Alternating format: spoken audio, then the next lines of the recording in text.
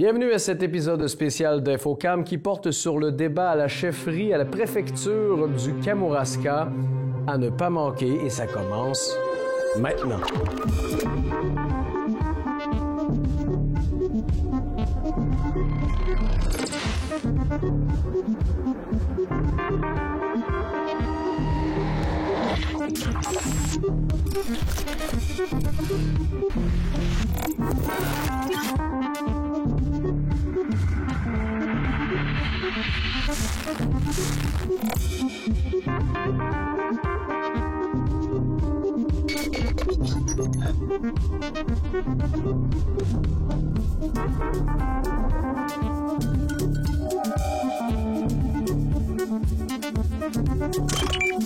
Chose importante à savoir avant de débuter le débat, sachez que les questions ont été préparées en fonction d'avoir le meilleur reflet possible des enjeux locaux.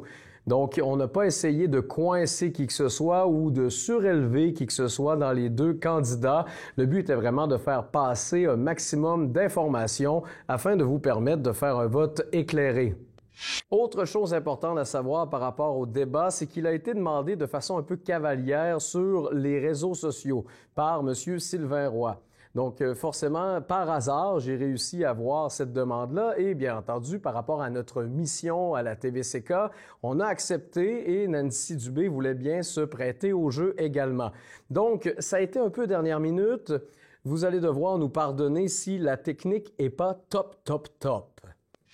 Bienvenue à ce débat politique pour la chefferie, entre autres, de forcément Kamouraska, la préfecture. Donc, Nancy Dubé de ce côté-ci et M. Sylvain Roy de l'autre côté. Bienvenue. Merci. Merci, Benoît. Merci.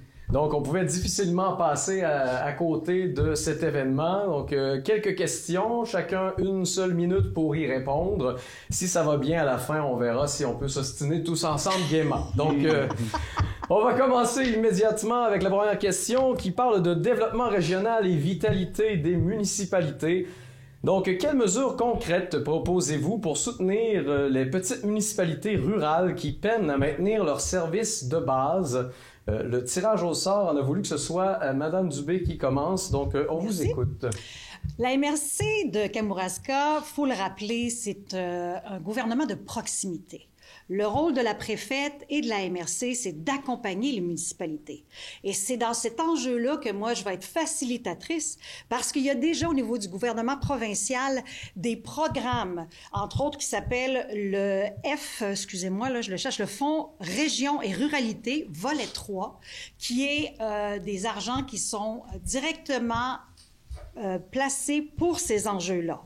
Alors, je vais travailler en étroite collaboration avec les maires et les mairesses pour descendre l'information et pouvoir faire profiter les municipalités de ces programmes-là. Alors, encore une fois, gouvernement de proximité, facilitatrice pour ce fonds-là et qui aide directement les municipalités dans cet enjeu-là. Très bien. Monsieur Roy? Bien, j'ai été un petit peu ambigu dans le premier PICO et le cinquième PICO. Oui. Qui se ressemblent un peu. Oui. Donc, j'ai répondu de façon très brève à celui-ci. Oui. C'est que si c'est le souhait d'une majorité des gens autour de la table, des élus, ben on vote un montant puis on le fait en code part. On n'a pas le choix, on n'a pas d'autres sous. Mais oui, il y a le Fonds Région Ruralité. Volet 5, par contre, Nancy, qui est le commerce de proximité. Il est en cours. Il est à son troisième volet. Il y a 10 millions pour l'ensemble du Québec. Okay. Donc, je nous souhaite bonne chance. Et il y a des critères qui sont très pénalisants, comme, par exemple, Saint-Denis, qui est proche de Saint-Pascal, peut-être qu'il n'y aurait pas droit, parce que la cause de la proximité, c'est bizarre un petit peu comme programme, mais bon, 10 millions pour le Québec. Bonne chance. On se souhaite bonne chance. Il faudrait qu'on se reparle volet 3, volet 5, parce que moi, l'information, c'était volet 3. Sur Google, c'est le volet 5. Ah. Ouais. On vérifie. Bon. Oui. Donc, on enchaîne avec la prochaine question. Quelle est votre vision du développement durable du territoire de la MRC sur un horizon qu'on dirait 10 à 20 ans, par exemple? Madame Dubé. Ah, c'est moi encore? Mon Dieu, ben... quelle chance. Bien, ça fait longtemps qu'on s'intéresse à la MRC du Kamouraska, au développement durable. Alors, moi, ce que je veux faire, c'est travailler avec les initiatives qui sont déjà implantées, qui sont déjà prêtes. D'ailleurs, je voudrais vous parler de la démarche FAB Région, qui est un groupe, en fait, qui travaille sur l'accélération de notre autonomie en habitation, en alimentation, en transport en commun et en textile. Et je voudrais rajouter aussi et envoyer une belle fleur à notre partenaire, la SADC, qui travaille sur l'économie circulaire depuis très longtemps. Et puis, ça fait partie du développement durable et ils sont les précurseurs, non pas juste dans la MRC de Kamouraska, mais un peu partout, à un tel point que le Recyc Québec a même utilisé les principes d'économie circulaire de la MRC de Kamouraska. Alors, bravo. Donc, le développement durable dans la MRC de Kamouraska, on en parle depuis longtemps. Monsieur Roy? Oui, bien, vous savez qu'avec tous nos projets d'énergie renouvelable, on ne fait pas juste aider le Kamouraska, on décarbone tout le Québec. Hein? Il faut toujours l'avoir en tête. Et bon, évidemment, il y a notre plan climat qui est en cours de route en ce moment, qui va se développer sur 3 ans. Donc, on va avoir un portrait extraordinaire de ce qu'est notre territoire pour faire face au changement climatique. On a un plan de développement social aussi, parce qu'il ne faut pas oublier le développement durable, ça va aussi avec l'être humain. Hein? Donc, il faut se développer comme être humain. Et on a une politique d'habitation en cours. Donc, je pense qu'on essaie de toucher le maximum de secteurs possibles avec les moyens que l'on a, qui sont très limités. Très bien. Donc, je reviens à vous pour la prochaine question. Croyez-vous que la MRC doit adopter une approche plus proactive pour soutenir les infrastructures sportives et ou communautaires qui profitent à l'ensemble du Kamouraska? Monsieur Roy. Oui, mais il ne faut pas que ce soit des infrastructures gouvernementales. Hein? Et je fais une petite parenthèse au niveau de la piscine du Cégep, qui est un équipement gouvernemental. Aussi, si on veut être gagnant, ben, il faut une équité au niveau du gouvernement. Le dernier PAFIRSPA, le programme pour l'amélioration des équipements sportifs de loisirs, Lillet et Montmagny et Kamouraska ont eu 6 % de l'enveloppe de 100 %. 94 % à Montmagny. J'ai un petit peu de misère avec ça. En discutant avec les maires, on a parlé beaucoup du supralocal. Donc, on a des infrastructures supralocales dans la région, mais malheureusement, ce n'est pas encore structuré à la MRC. Donc, moi, ce que je m'engage à faire dès que je serai élue, ça va être de m'asseoir avec les maires et les mairesses je veux pas de guerre de clocher là-dedans. Je veux vraiment que les maires et les mairesses sachent les avantages à avoir des infrastructures qui sont supralocales et qui peuvent être utilisées, en fait, pour dévulgariser tout ça, vulgariser tout ça. Plutôt, supralocal veut dire des infrastructures qui sont dans une localité, mais qui servent à toutes les municipalités. Donc, ça, il va falloir qu'on se mette sur les budgets. Et ça, je m'engage, quand je serai élue, à travailler sur le supralocal, parce qu'en parlant avec les maires, je sens qu'il y a quelque chose, à régler et à structurer au niveau budgétaire, entre autres. Parfait. Donc, le projet de la piscine, on y revient. Forcément, depuis un certain temps, ça semble un peu stagné, étant donné que le gouvernement caquiste ne veut pas mettre de sous de plus et que dans le privé, ça avance difficilement. Est-ce que la MRC doit envisager d'augmenter le don ou de peut-être fermer le dossier, Monsieur Roy? On ne peut pas mettre plus de sous. Je l'ai précisé tantôt, c'est un équipement gouvernemental. Il faut mettre la pression sur les bonnes personnes. Puis c'est notre gouvernement en place en ce moment. On a un député du gouvernement. Il faut mettre la pression sur lui. On est à 1 an des élections.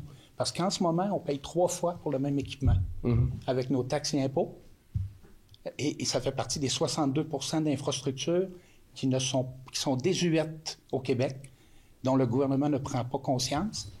Pourtant, on lui donne des taxes et impôts. On donne 1,2 million de la MRC. Ça, c'est les 17 municipalités qui sont rendues 15. Je m'excuse. Moi, j'ai vécu avec 17. Et une levée de fonds, je ne suis pas contre ça, mais on donne une 3e fois via une levée de fonds. Je suis mal à l'aise. Oui. C'est tout. Je comprends. Madame Dubé. Si je peux, Benoît, je veux juste apporter une correction par rapport à la question. Quand on dit qu'il n'y a pas eu d'autres contributions, il y a quand même 1 million qui a été conditionnellement ajouté le 25 juin dernier. Il y a aussi le mouvement du comité citoyen avec Sauvons notre piscine. Et puis j'ai eu la chance de rencontrer M. Steve Gignac, qui est directeur général du Cégep, et qui m'a expliqué qu'on est loin de stagner, là. Il y a vraiment des annonces qui s'en viennent et que ça va bien. Alors, je voudrais quand même revenir là-dessus. Il n'y a pas de stagnation. C'est pas parce qu'on n'en parle pas qu'il ne se passe pas des choses. Oui. Voilà. Donc, je vous rappelle, si jamais vous voulez vous adresser directement aux gens qui vous écoutent, votre caméra est ici, la vôtre est là. Ah, c'est donc, question d'être un peu plus visuel avec celui qui est dans son divan. Prochaine question. Certaines zones de notre territoire sont des déserts alimentaires où l'accès à une alimentation saine, locale et abordable est limité. Quelle est votre stratégie pour soutenir les épiceries locales, les marchés de proximité ou les initiatives de production alimentaire communautaire? Madame. Je vais faire encore une petite correction, c'est qu'à la MRC de Kamouraska, il n'y a pas de désert alimentaire. Je me permets également de revenir sur cette question parce que qu'on veuille ou non l'appeler un désert alimentaire, eh bien oui, la région de Kamouraska a des préoccupations concernant les déserts alimentaires, particulièrement dues à une hausse des demandes d'aide alimentaire d'urgence. Il existe bel et bien des initiatives pour contrer ce problème, mais il y a bel et bien des endroits qui n'ont pas accès à de la nourriture saine et ce, simplement. Et bien que le Kamouraska soit une région agricole, certains défis persistent quant à l'accès aux aliments frais et abordables.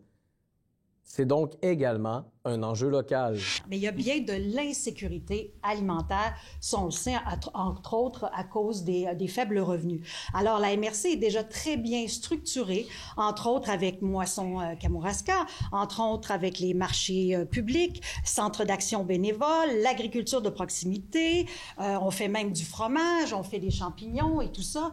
Donc oui, il y a de l'insécurité alimentaire, mais pas de désert alimentaire, parce que si on prend l'expression pure et dure, c'est quand il y a on a difficilement accès aux produits alimentaires ou pas du tout.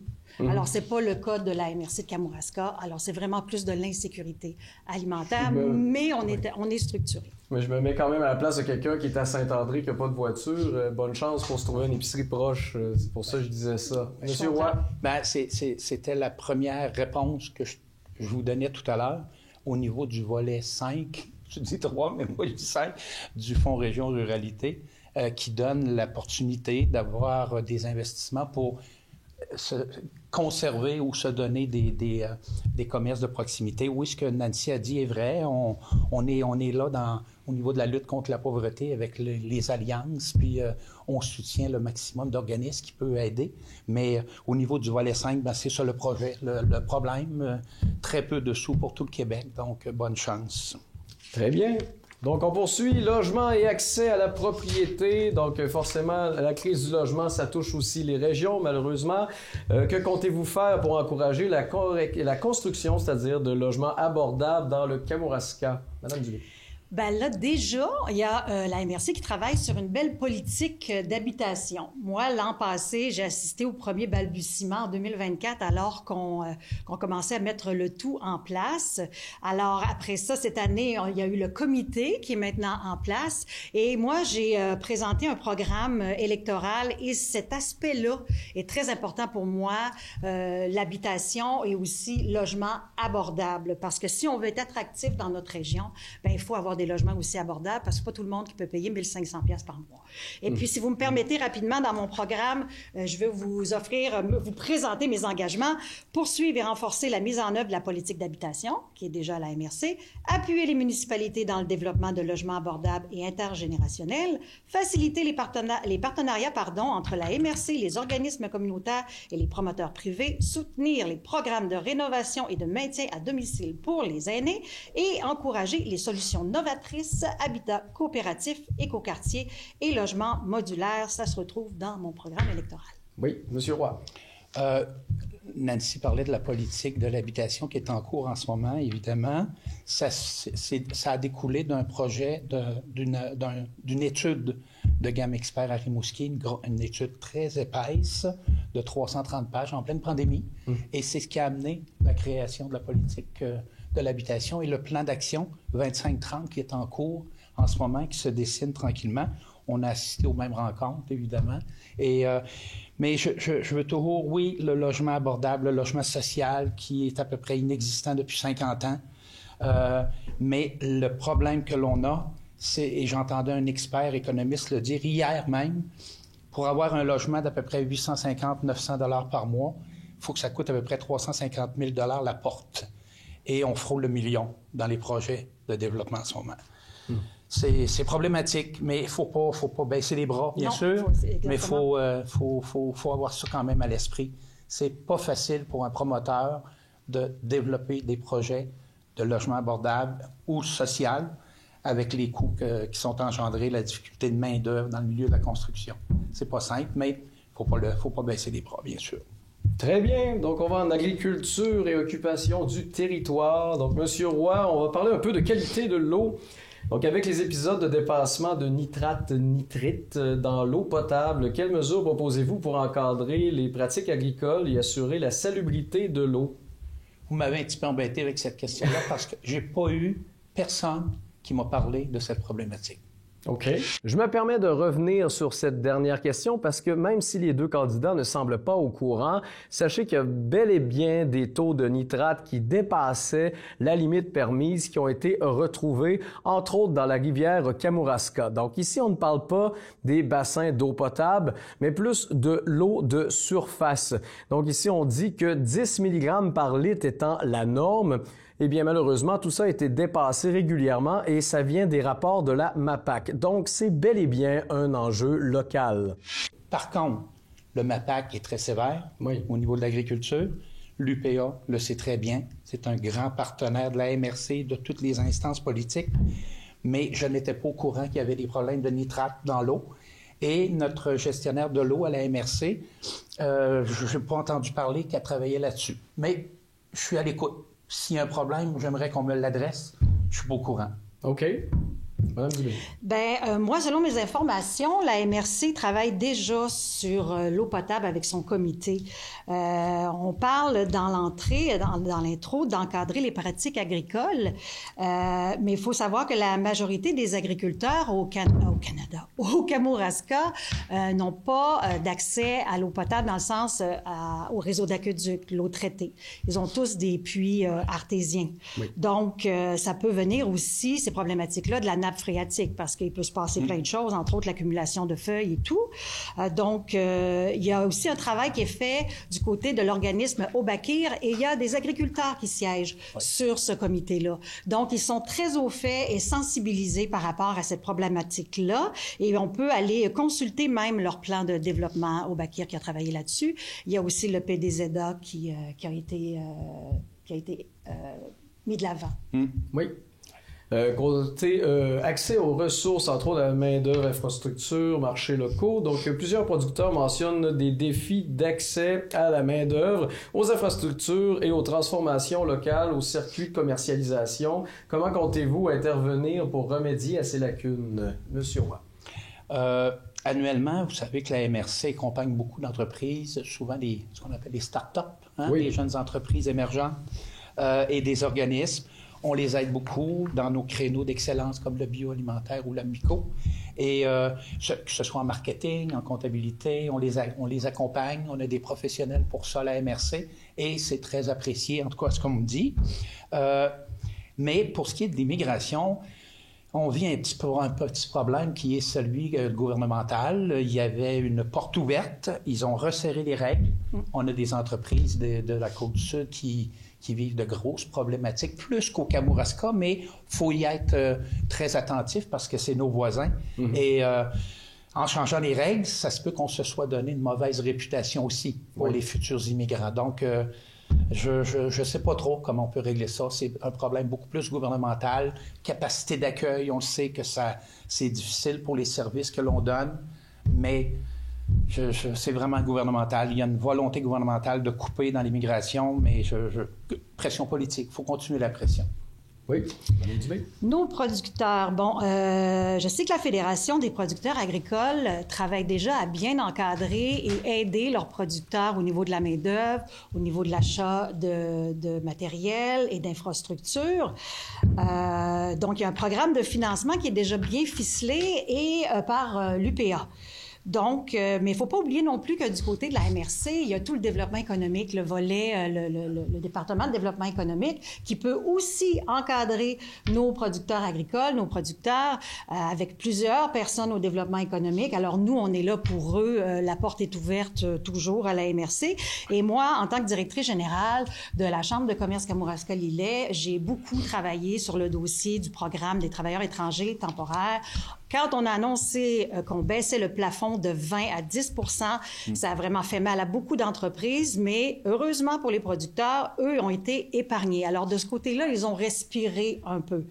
Mais moi, dans mon programme, je parle aussi de mes engagements par rapport à ça, si je peux le dire rapidement, valoriser la diversité culturelle et encourager la participation citoyenne des personnes issues de l'immigration, renforcer la collaboration entre la MRC, la FQM, l'UMQ, les organismes d'accueil, les employeurs et les institutions d'enseignement, promouvoir le Kamouraska à l'échelle provinciale et nationale comme territoire accueillant et prospère. On a quand même 374 producteurs agricoles sur le territoire.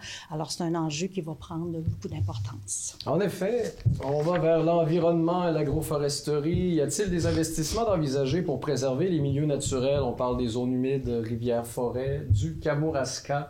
Madame Dubé. Il y a beaucoup d'actions. C'est sûr qu'il y a toujours des choses qui se font là. C'est pas des enjeux qui datent d'hier. Hein? Je pense qu'on est d'accord là-dessus. Alors, la MRC est accompagnée, entre autres, avec Coeco pour préserver tout ce qui se trouve dans le Kamouraska, comme les cabourons, comme les aires protégées, comme les aboiteaux, qui sont uniques au Kamouraska. Je ne sais pas si les gens, les citoyens et citoyennes le savent, mais c'est très, très unique au Kamouraska, les aboiteaux. Alors, c'est très cher à nos et qui protège, et on protège aussi les zones agricoles, les zones humides et les berges. Et là, selon mes informations, la problématique en ce moment avec les zones humides, c'est que là, il y a des espèces envahissantes qui justement envahissent nos zones humides et qui les empêchent de fonctionner normalement. Et on sait que les zones humides, ça aide à filtrer l'eau, mais aussi l'inondation. Écoute, la liste est très longue à quoi servent les zones humides. Alors, on travaille aussi très fort là-dessus à la MRC en collaboration avec Obakir, encore une fois. Alors, je vous invite à aller voir leur plan. Très bien. Monsieur Roy. On parle des milieux naturels. Donc, vous savez peut-être qu'on a déposé il y a plus d'1 an le plan régional des milieux humides et hydriques. C'était une obligation gouvernementale, donc on n'a pas de mérite plus que d'autres, mais il a été déposé, puis il y a des règles très précises là-dedans. Dans nos projets éoliens, il y a toujours des mesures compensatoires qui sont faites, obligées par le ministère de l'Environnement. Donc, si on brise un milieu humide, mais évidemment qu'on le répare, de l'avoir touché, il y a des mesures compensatoires qu'on doit mettre, autant nous que les promoteurs privés. On a le parc marin Saguenay-Saint-Laurent qui va tripler, plus que tripler même d'ici 12 à 18 mois. Donc, c'est en vue d'une protection des milieux humides. Parfait. Donc, on va parler de champignons, le sujet local par excellence depuis quelque temps. Donc, la MRC a investi dans le développement de la filière des champignons forestiers. Combien d'emplois ou d'entreprises ce soutien a-t-il réellement permis de créer dans le Kamouraska, étant donné que les chiffres sont difficiles à trouver? Monsieur Roy? Bon, moi, je vais vous lancer le chiffre de 130 entreprises, organismes, individus. Mais il faut bien comprendre qu'il y a 3 niveaux au niveau de la mycologie. Il y a le myco-alimentation, où on développe au niveau de la restauration, la gastronomie, la recherche avec nos centres de recherche et nos centres comme nos CCTT, là, transfert technologique, centre de transfert technologique. On a aussi le mycotourisme qui est très populaire, très, très, très populaire même, où on organise des sommets, des conférences, des formations. Il y a même une attestation d'études collégiales au Cégep de la Pocatière à ce niveau-là. Et les mycotechnologies qui sont un peu moins connues, mais avec lesquelles, à partir des champignons, on peut faire des produits d'emballage. Donc, une belle transformation. Et la mycorémédiation, qui est celle qui m'impressionne le plus, que j'ai appris il y a seulement 2 ans, qui sert à la gestion des déchets. On peut diminuer de beaucoup le temps de destruction des déchets avec la mycorémédiation. C'est extraordinaire et c'est mondial comme conséquence possible. Oui. Madame Dubé. De mon côté, ce que j'ai entendu, ce que j'ai trouvé, en fait, c'est plus de 200 entreprises qui se sont développées à cause de la filière champignons. Et par exemple, il y a beaucoup de choses qui se sont créées aussi, qui ont découlé de ça. Monsieur Roy en parlait tantôt. Le Cégep, en collaboration avec Extra Formation, a des formations en mycologie. L'ITAC aussi a travaillé là-dessus, a des formations. Il y a eu beaucoup de développement depuis 10 ans. Donc, puis ce que je veux apporter aussi, on dit est-ce qu'on devrait laisser tomber ou moins mettre d'emphase sur la mycologie? Bien, je crois que c'est une belle carte de visite. Ça a donné une extrêmement belle visibilité à la MRC. Et d'ailleurs, lors du festival, on a eu la visite d'experts qui venaient d'Espagne, de la Nouvelle-Zélande et qui ont officialisé le Kamouraska, qui ont intégré le Kamouraska dans le réseau mondial Friendly Fungi Forest. Alors, c'est une première en Amérique. Et puis, je pense que vous en parliez tantôt, M. Roy. Ce qui est impressionnant, il y a aussi, on est en train de développer chez nous au Kamouraska, Bioptère, Promietex sont là-dedans, un champignon qui mange le plastique. Alors, on est vraiment précurseur dans la région, il faut le dire haut et fort.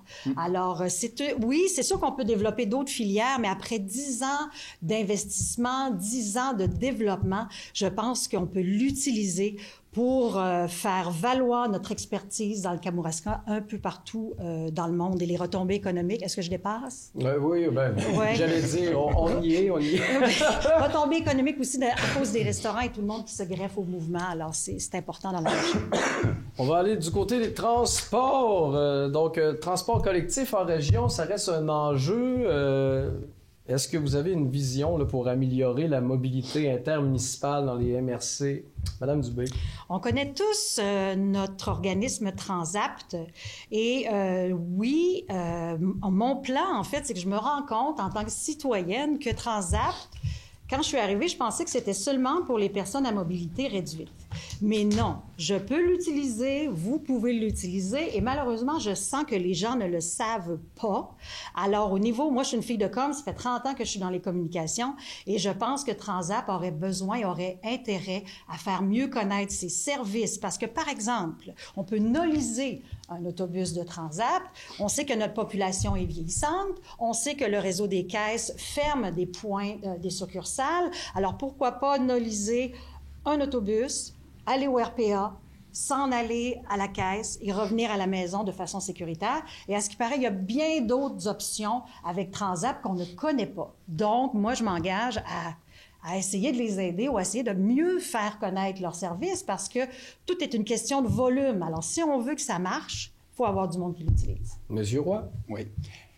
Le gros problème, quand on fait l'axe Est-Ouest, la 230 dans notre cas, on aide les centres qui sont près de la route. Oui. Le gros problème, c'est le rabattement, aller chercher nos communautés dans le haut pays.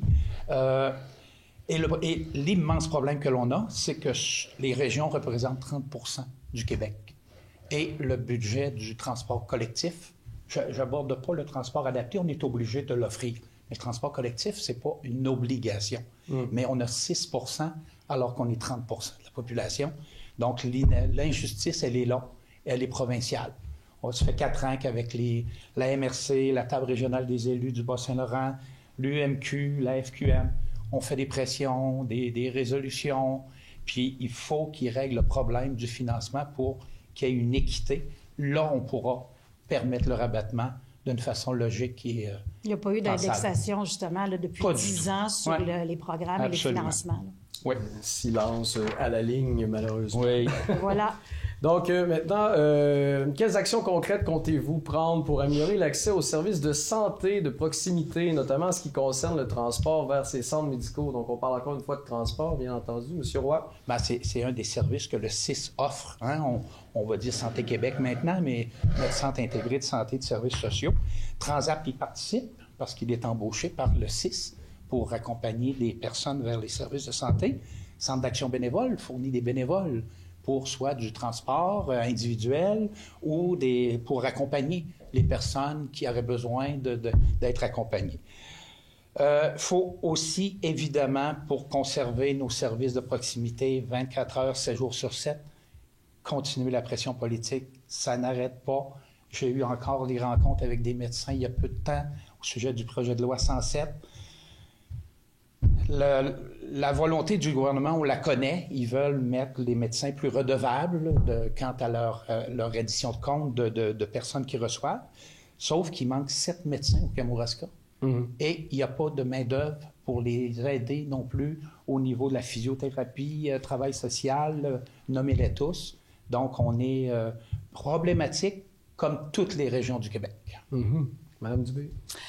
Effectivement, comme M. Roy disait, cet aspect-là, c'est la responsabilité du réseau de santé. C'est eux aussi qui donnent les contrats de taxi.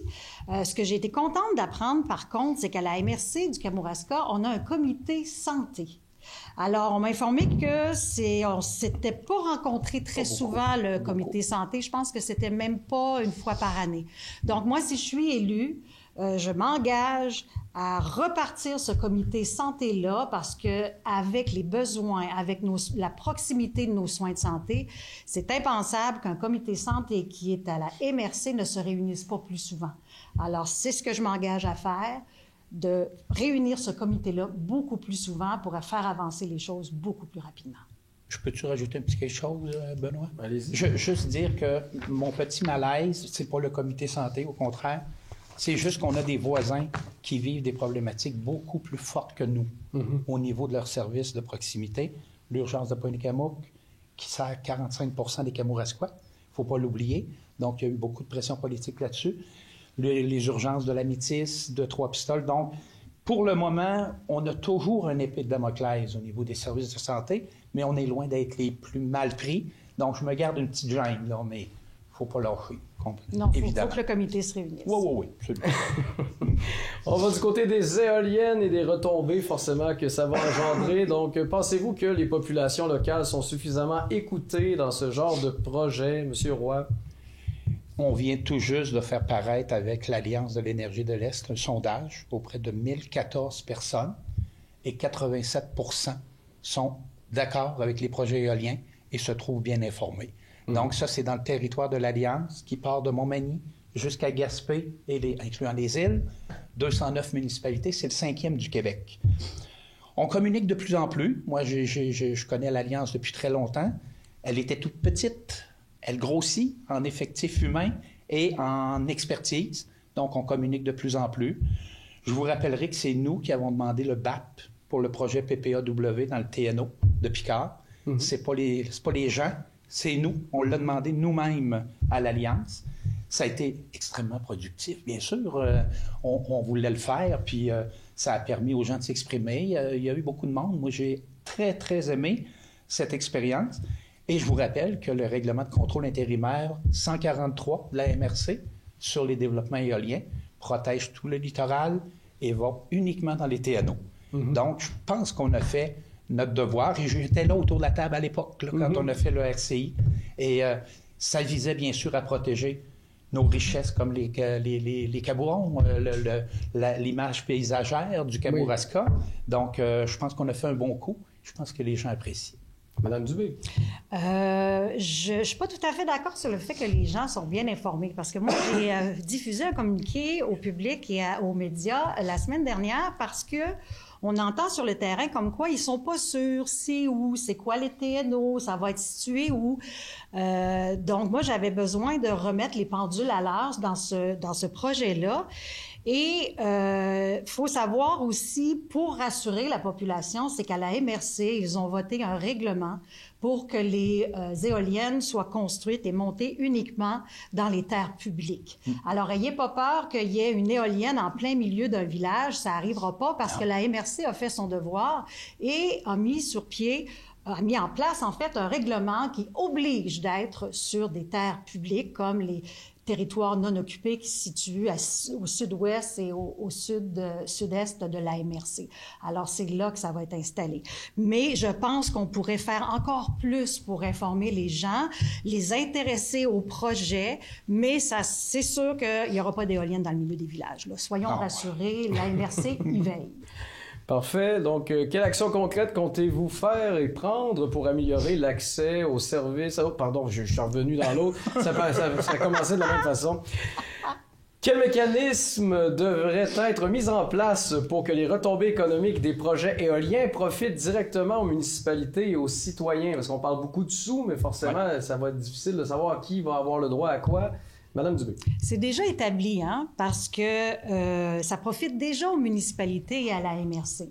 Parce que la MRC reçoit environ 700 000 $ par année. Il y a 70 % qui va aux municipalités, et le 30 % qui reste à la MRC. Et tout ça doit être redistribué, réengagé dans la communauté, dans des programmes de développement. Est-ce qu'on doit en parler plus, encore une fois? Est-ce qu'on doit mieux vulgariser tout ça? Moi, je pense que oui. C'est la fille de communication, 30 ans de communication, qui dit ça. Et j'aimerais rappeler aussi que ce projet-là est le bébé de plusieurs municipalités, de 8 MRC et dans le Bas-Saint-Laurent et aussi de l'Alliance de l'Est. Alors, il faut être fier parce que autour de 2013-2014, ces gens-là se sont battus pour que les municipalités, les MRC aient 50 % et que les entreprises privées aient 50 %. Alors, on s'est vraiment bien débattu dans ce dossier-là. Monsieur Roy? Je n'ai pas grand-chose à rajouter, c'est exactement ça. C'est déjà le cas, il n'y a pas de choses à améliorer. On est partenaire avec des promoteurs privés, 50-50. Puis il y a déjà des promoteurs qui m'ont contacté dans les 4 dernières années et qui ne voulaient pas ce modèle-là. Bien, on les envoie. Oui. Frappez pas notre porte, ça ne donne rien. Le modèle de l'Alliance, c'est 50-50. Et je vous rappelle qu'un projet comme le TNO Picard, PPAW1, c'est un projet d'1,1 milliard. C'est 550 millions que le promoteur garantit et que l'Alliance garantit. C'est des sous et je nous verrais très mal y aller à 100 % pour avoir 100 % des profits parce qu'on aurait aussi 100 % des risques. Oui. Donc, il faut penser à ça. Réseau cellulaire et Internet. Encore aujourd'hui, plusieurs secteurs de la MRC souffrent de connexions cellulaires et Internet instables, ce qui nuit autant aux citoyens qu'aux entreprises locales. Que ferez-vous pour accélérer la couverture cellulaire et numérique dans l'ensemble du territoire, M. Roy? Bien, pour l'Internet domestique, moi, je considère que c'est réglé. Il n'y a plus personne qui m'appelle pour se plaindre. Donc, si personne m'appelle, ça veut dire que ça va bien. L'Internet commercial, il y a des défis parce que les entreprises, même si le fil passe dans la rue, ils n'ont pas accès, à part d'avoir des connexions privées ou par satellite, ce qui est très coûteux. Donc, il y a un défi encore là.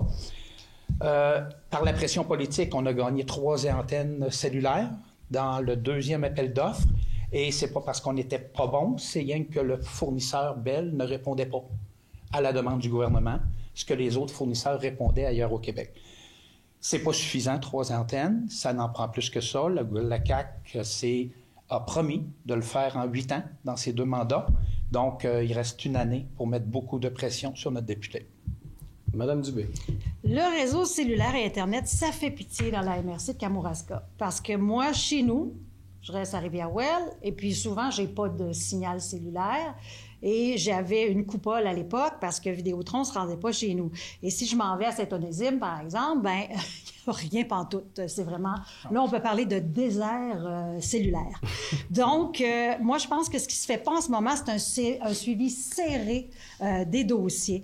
Je pense qu'on pourrait, à la MRC, avoir une ressource attitrée au dossier numérique, au tour cellulaire, parce que si on prend l'exemple du Témiscouata, où ils ont une ressource qui s'occupe du suivi de ce dossier-là, qui prend du temps, et je pense que d'avoir quelqu'un à temps plein là-dessus, ce serait bien. Mais attention, je dis pas de rajouter quelqu'un. Ce qu'ils ont fait au Témiscouata, c'est qu'ils ont pris quelqu'un qui s'intéressait au numérique, à l'informatique, au tour cellulaire, ils ont optimisé son poste, et la personne s'occupe de faire des suivis, et ça va super bien. Alors moi, ça serait ma suggestion pour la MRC. Allons-y du côté de la gouvernance, la collaboration avec les municipalités, bien entendu. Donc, comment envisagez-vous votre rôle de préfet ou préfète dans la collaboration avec les municipalités de la MRC, dans l'écoute des maires et mairesses en fonction? Monsieur Roy. On tombe dans de la gouvernance. Hein? Il faut que chacun comprenne son rôle en gouvernance.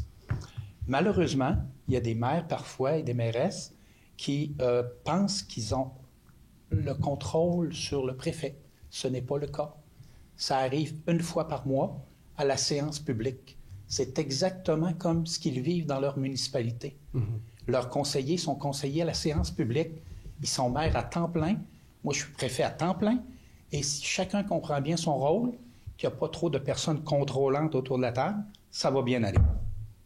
Très bien. Madame Dubé? En fait, le rôle d'une préfète, c'est de faciliter la concertation avec les municipalités, avec les maires et les mairesses et travailler en collaboration. Quand on fait une recherche, on voit que c'est ça qui sort en premier. Travailler en collaboration avec les maires et mairesses et être à leur écoute. Alors moi, je suis déjà, je le cacherai pas, je suis déjà très proche des maires et mairesses. Je leur parle à toutes les semaines, on échange ensemble. Alors pour moi, de travailler avec eux, j'ai déjà hâte de travailler avec eux. Mais pour moi, un rôle de préfète, c'est de travailler en collaboration. Je préside la table des maires, mais je dois être à leur écoute et être à l'écoute de nos maires et mairesses. Ça veut dire que nos dossiers vont bien aller et ça va assurer le succès aussi des dossiers et de la MRC. Alors pour moi, c'est facile à comprendre. J'ai lu amplement là-dessus dès que j'ai pensé à me présenter. Un préfet, une préfète, c'est la collaboration avec le milieu, la collaboration avec les maires et mairesses, les partenaires et les citoyens et citoyennes. Donc, on est déjà rendu dans nos questions de fin de débat. Quel est votre projet phare pour les 4 prochaines années, Madame Dubé? Redonner à la MRC de Kamouraska ses lettres de noblesse. J'ai comme l'impression que dans les 4 dernières années, je m'excuse, Monsieur Roy, mais la visibilité de la MRC est comme tombée dans l'ombre. Et puis, je veux être la voix du Kamouraska, je veux être l'ambassadrice du Kamouraska, je veux renouer avec nos partenaires du milieu pour travailler bien, travailler vite et efficacement. Je veux que la MRC devienne un exemple de dynamisme, de proactivité pour ensuite attirer des gens à venir chez nous. Puis, je vais reprendre, Benoît, tu étais à ma conférence de presse le 8 septembre dernier. Il y a une phrase qui était très importante pour moi et j'aimerais vous la partager à tous et toutes. J'aimerais qu'au Kamouraska, on mène la parade et qu'on ne fasse pas seulement la suivre. Qu'on soit proactif et qu'on initie les actions plutôt que de se laisser porter par le mouvement. Mettre la MRC du Kamouraska sur la map, c'est ça que je m'engage à faire. Très bien. Monsieur Roy? Je n'irai pas là-dessus parce que le préfet siège sur 36 comités. Je ne connais pas beaucoup d'élus, même pas de députés qui siègent sur 36 comités. Et on les préside généralement à 99% des cas. Absolument. Donc, il reste très peu de temps pour toute cette Vous avez visibilité. Vous avez une équipe. Très peu. 40 personnes à la MRC, c'est une grosse équipe. On va laisser M. Roy quand même répondre. Mais ce n'est pas mes employés. J'ai une seule employée, moi. Non. La gouvernance, Nancy, j'ai une seule employée, c'est la directrice générale. Okay. Tous les employés, c'est des employés de la directrice générale. Donc, je ne peux pas les mobiliser autant que je le voudrais. Ils ont une tâche et qui leur est donnée par leur patronne. Donc, il faut faire très attention à ça. Mais je vais plutôt aller au niveau éolien. Je veux voir finaliser notre PPA W1, qui va nous rapporter quand même 853 000 $ par année sur 30 ans. Mais le plus gros projet, c'est la zone Watchausen, la zone structurante au lac de l'Est, où on va avoir une ligne de 315 kV d'Hydro-Québec à construire. Hydro-Québec va la construire, bien sûr, pour relier tous nos projets éoliens. Et on a 4 projets d'aires protégées sur la table qui nous ont demandé à protéger ces aires-là. Il faut les analyser parce qu'on a réservé notre éolien pour les TNO. Il ne faut pas non plus s'enlever toute la possibilité éolienne des TNO, sinon on est dans le trouble. Et donc, je veux voir ce projet-là, évidemment, avec les Premières Nations, qui sont un grand partenaire de l'Alliance de l'énergie de l'Est. Très bien. Qu'est-ce qui vous distingue des autres, de votre autre candidate, en fait, M. Roy? 14 ans comme maire et préfet. That's it. Oh mon Dieu, c'est pas vraiment un gros argument, mais bon, beaucoup de choses, parce que quand on me dit, Nancy, je le sais que tu es là pour ceux qui savent que je m'en vais à la préfecture, que je présente ma candidature, on le sait que tu es là pour les bonnes raisons. On le sait que tu vas travailler, on le sait que tu n'es pas là pour le titre. Mon attachement, mon amour pour la région, mon envie de travailler, moi, je suis une fille qui ne travaille pas à 80 % ou à 10 %, sinon je ne le fais pas, à 150 %. Et puis, je me présente là parce que, justement, il y a des défis. Et j'aime que les défis nous amènent à nous remettre en question, à nous améliorer, à nous rendre plus proactifs. Ma longue expérience en gestion, en développement et en communication, des vraies communications pure et dure. Je donne toujours le maximum. Je suis pas, comme je disais, je suis pas capable de faire rien à moitié. Et je m'engage à être présente sur le terrain. Moi, on ne dira pas, mais où est-ce qu'elle est, la préfète? Qu'est-ce qu'elle fait? Vous allez me voir, vous allez même être tanné de me voir. J'espère que non. Mais je m'engage à être là sur le terrain. Venez me voir, venez me serrer la main, parlez-moi des enjeux. Je vais être très à l'écoute. Donc, justement, quel principal défi tu aurais à relever dans les 5 prochaines années? Le déclin démographique. Ça va être difficile parce que le Kamouraska, qui est dans le Bas-Saint-Laurent, fait partie d'une région les plus vieillissantes au Québec. Et puis, ça va être un défi pour les 10 prochaines années, 30 prochaines années. Et puis, c'est un gros enjeu. Notre indice de vitalité est de moins 4 moins 3,8. Alors, il va falloir qu'on soit ingénieux pour être attractif parce que les jeunes font plus 10, 15, 12 enfants. Maintenant, on a besoin soit de l'immigration interrégionale ou encore de l'immigration pure et dure. Alors, moi, je pense que il va falloir travailler là-dessus, le déclin démographique, parce que ça va affecter tout le reste. Alors, ça va être notre gros défi, le vieillissement de la population. Monsieur Roy. Pourtant, Nancy, les 4 dernières années, la population du Kamouraska a augmenté. À chacune des 4 dernières années. Il faut voir plus loin que ça. Mais là, c'est pas, les 4 ans ne sont pas déterminants. Là. Il faut vraiment voir à l'autre terme. C'était en déclin avant, mais peu importe. Oui, on est la 3e sur les 8 MRC du Bas-Saint-Laurent, la plus vieille. Mais il y en a quand même 2 qui sont pires que nous autres. Mais il ne faut pas regarder le moins pire, il faut aller vers le mieux. Oui, il ne faut pas se comparer au moins pire. Se font, hein? Tourisme attire des touristes. Si on revient au défi, M. Roy. Oui, bien, moi, je pense qu'il faut soutenir nos petites municipalités dans le recrutement de main-d'œuvre. Ils ont beaucoup de difficultés à attirer des ressources. Mais, puis je pourrais parler de maximiser les regroupements de services, mais on est déjà très, très maximisé, là. Là, on vient de réussir les matières résiduelles, 16 municipalités sur 17. Oui, je sais qu'on est rendu 15, mais ça ne me rentre pas encore dans la tête, ça va venir. Et on parle de régionaliser l'incendie. Ça me plaît beaucoup, beaucoup, pour avoir vu 17 services incendie en 2001. Oui. Petite question bonus qu'on m'a demandé de la part de différents organismes communautaires, donc vous ne l'avez pas entre les mains. Donc, à votre avis, quel est le rôle d'un préfet ou une préfète en lien avec les organisations communautaires et les populations vulnérables au Kamouraska, M. Roy? Bien, on y est déjà. On y est déjà. On vient de tenir la 2e journée de la mosaïque de développement social. C'est la première fois que le Kamouraska se donne une ressource spécialisée en développement social. Le plan de lutte à la pauvreté a été renouvelé. Les alliances vont se mettre en branle. On accompagne déjà tous les organismes qui en font la demande, comme je le disais tantôt, dans leur facilité à se planifier, à faire la comptabilité, tout ça. Donc, on est déjà très présent. Je ne sais pas si on peut faire plus, mais bon, il faudrait peut-être grossir l'équipe si on veut faire plus aussi, là. Madame Dubé. Oui, comme disait M. Roy, il y a déjà quelqu'un à la MRC qui s'occupe exclusivement du communautaire. Alors, c'est très bien. Et puis, moi, je vais avoir la chance. J'ai été invitée par le CRD, pas CRD, mais la Corporation Développement communautaire, la semaine prochaine, à aller rencontrer leurs organismes one-on-one ensemble, juste moi et eux. Je pense que vous avez été invité aussi, M. Roy, à cette rencontre-là. Oui. Je ne sais pas si vous allez y aller. Non, j'ai refusé parce que je suis encore en poste. OK. Oui, donc, je vais avoir la chance d'aller les entendre et de les écouter, de prendre des notes et d'être à leur écoute. Alors, puis je pense, évidemment, le communautaire, c'est très, très important parce que s'il fallait, puis je le disais dans ma publication Facebook après que j'ai assisté à la mosaïque, s'il fallait qu'on perde nos organismes communautaires, il y aurait beaucoup de gens qui tomberaient profondément dans la vulnérabilité. Absolument. Alors, c'est très important. Très bien. Donc, il nous reste un peu de temps. Donc, je vous propose peut-être de vous poser entre vous une question. Est-ce que c'est quelque chose, vous êtes à l'aise avec ça? Ça va? Une question. Bon, en tout cas, on verra selon le temps qu'on a. Donc, M. Roy, si on avait une question à Mme Dubé. Tu sais qu'on est dans une préfecture élue, Nancy. Oui, absolument.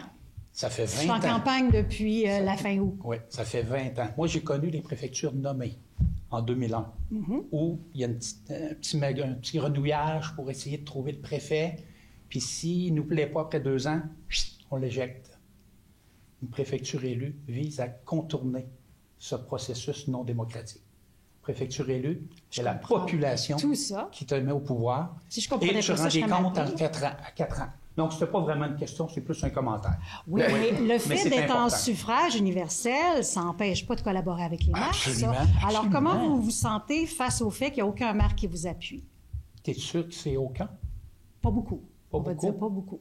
Mais il y en a plusieurs qui ne sont plus là. Non, mais il y en a qui sont là. Moi, je parle avec eux. Je les ai appelés, je les ai félicités, j'ai communiqué avec eux. Alors, moi, ma question, c'est comment vous vous sentez quand vous avez vu, admettons, la première page du placoteux?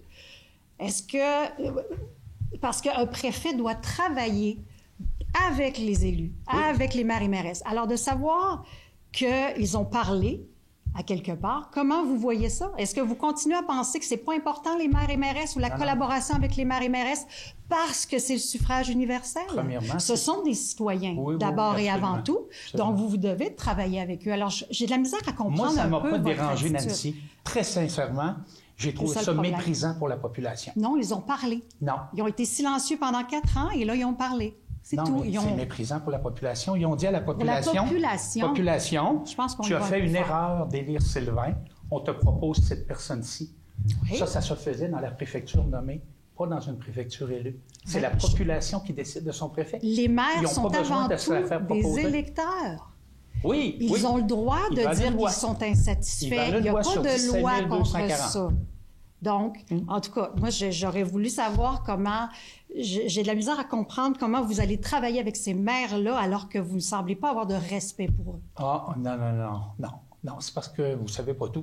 C'est rien que ça. Ah, j'en sais beaucoup. Non, il y a des choses que j'en sais beaucoup, mais c'est pas grave. C'est pas grave. Moi, je ne veux pas rentrer dans le salissage. Je veux juste te le dire. Tu ne peux pas te plaindre. Quand tu es préfet, tu serais mal vu parce que tu es déjà dans une fonction élective très élevée. Tu ne peux pas te plaindre, là. Mais il peut se passer des choses en coulisses sans que ce soit public. Eux aussi, il s'est passé des choses avec eux. Ils ont gardé le silence par respect. Ah non, ils se sont manifestés régulièrement. Ils se sont peut-être plus manifestés.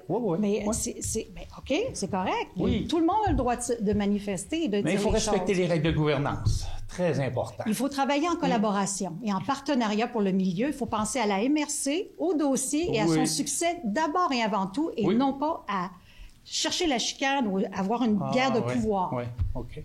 Parce qu'on voit bien, je pense que ça représente bien le discours général de chacun d'entre vous comme réponse. La collaboration, c'est important. Oui, absolument. Donc, merci d'être passé. Merci. En espérant que ça va inspirer les gens, bien entendu. Oui, merci beaucoup, toute l'équipe. Oui, merci. Donc, bonne chance pour le reste des choses à venir. Est-ce que je peux rajouter quelque chose? Allez voter, s'il vous plaît. C'est très important. Là, ça va être passé. Non, le 26, c'est par anticipation, le 26 octobre, mais le 2 novembre, s'il vous plaît. Votre voix compte. Et on a besoin de redonner un boost et un dynamisme à notre MRC. Alors, allez voter le 2 novembre. Pensez à la préfecture, même si vous n'avez pas de vote à la mairie. C'est très important d'aller voter pour la préfecture.